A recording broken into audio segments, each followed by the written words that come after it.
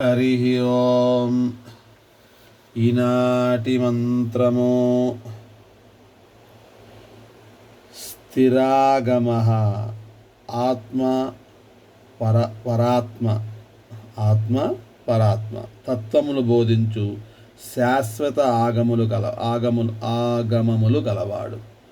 మనకున్నటువంటి ఆగములలో వైఖానస ఆగమం ఒకటి, అదేవిధంగా పాంచరాత్ర ఆగమం ఒకటి. ఇలా ఆయన సంబంధించినటువంటి ఆగమాలన్నిటిలోకి మనకున్నటువంటి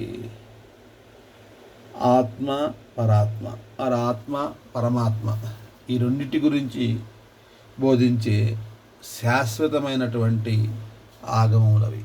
ఎలా అంటే సాక్షాత్తు స్వామివారి వేలి గోలి నుంచి వచ్చినవాడు వికనస మహర్షి.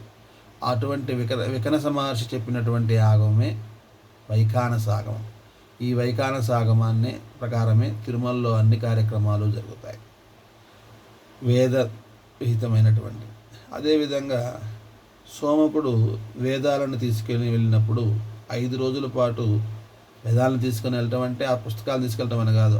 అతని శక్తితోటి అతను ఎవరికి నోటి వెంట వేదం పలకకుండా ఉండే విధంగా 5 రోజులు చేయగలిగాడు. అటువంటి సమయంలో మంత్రాలు అనేవి ఏమీ లేనప్పుడు తంత్రం ప్రధానంగా, అంటే స్వామి నువ్వు తిను, స్వామి నువ్వు చెయ్యి, అలా ఆ విధంగా 5 రాత్రుల పాటు పూజలు జరిగాయి.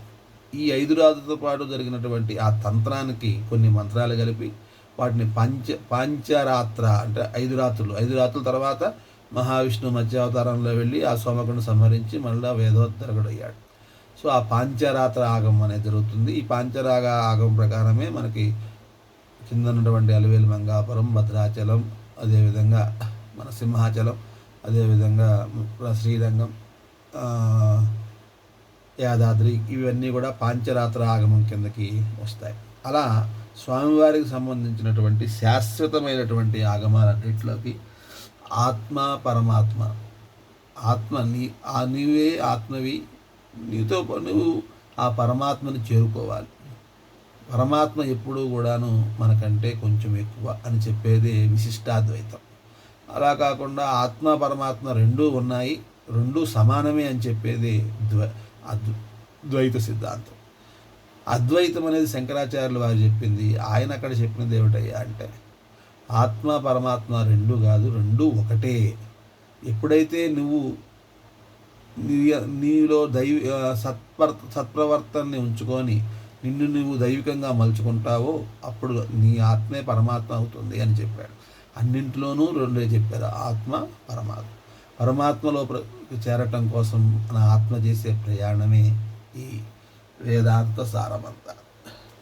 ఆ విధంగా ఆత్మ పరమాత్మత్వాలను బోధించే శాశ్వత ఆగమములనేవి కేవలం మన భరతజాతి యొక్క సొంతం మాత్రమే. ఓం స్థిర ఆగమాయ నమః. ఓం స్థిరాగమాయ నమః. ఓం స్థిరాగమాయ నమః. ఓం స్థిరాగమాయ నమః.